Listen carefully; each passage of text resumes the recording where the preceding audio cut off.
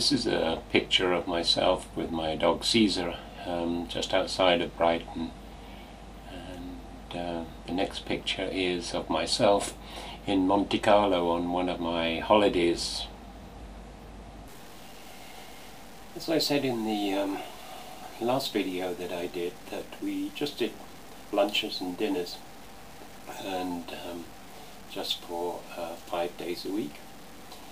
Brighton's one of those places that quite a lot of quite famous people live, because it's only 50 miles from London, and so it was very easy to get up to London from Brighton, and so quite a lot of actors and actresses made it their home, and we were quite lucky because quite a few of them used to come to our restaurant, and so that always made it very interesting. And as the years went by, of course, we got more popular, and so we were always pretty busy. Weekends we were always full, and we used to take bookings on a Saturday night. We had 2 sittings, so it was pretty hectic from my point of view. But there we are. We made a nice lot of money, and of course it meant that we were able to have holidays. To start with, we used to try and keep the restaurant open, and we'd have a chef in, but as time went on, we decided that we would close the restaurant for the 2 weeks, and it was quite a brave decision to do, but we felt that getting a chef in, the food changes, and so it either suited some people that they liked to change, but on the whole it didn't suit people, so closing the restaurant was a good idea, and so that's what we used to do.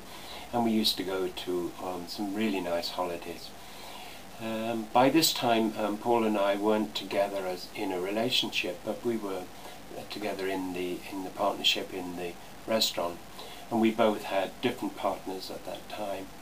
So sometimes we would go to the same area as each other on holidays, but mostly not. We used to it was quite good to have time away from each other.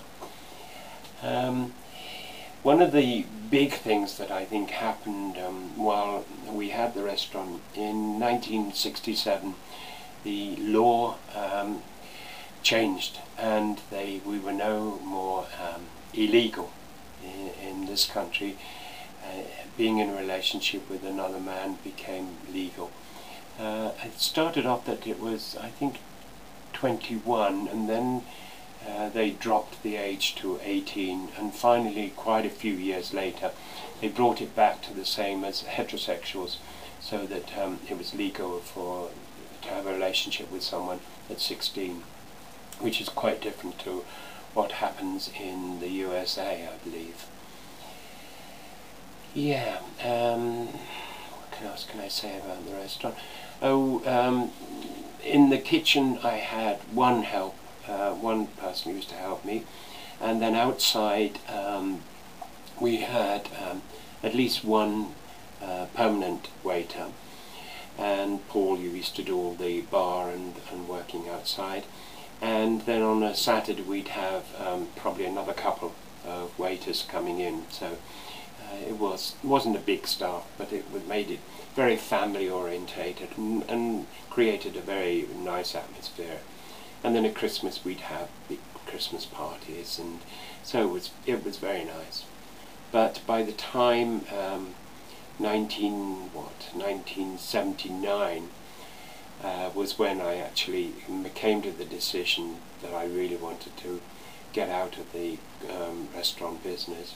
And it wasn't an easy decision, as I said before, because when you have a very good restaurant and it's running well, then you don't really want to give it up. But I'd been investigating different things in my life.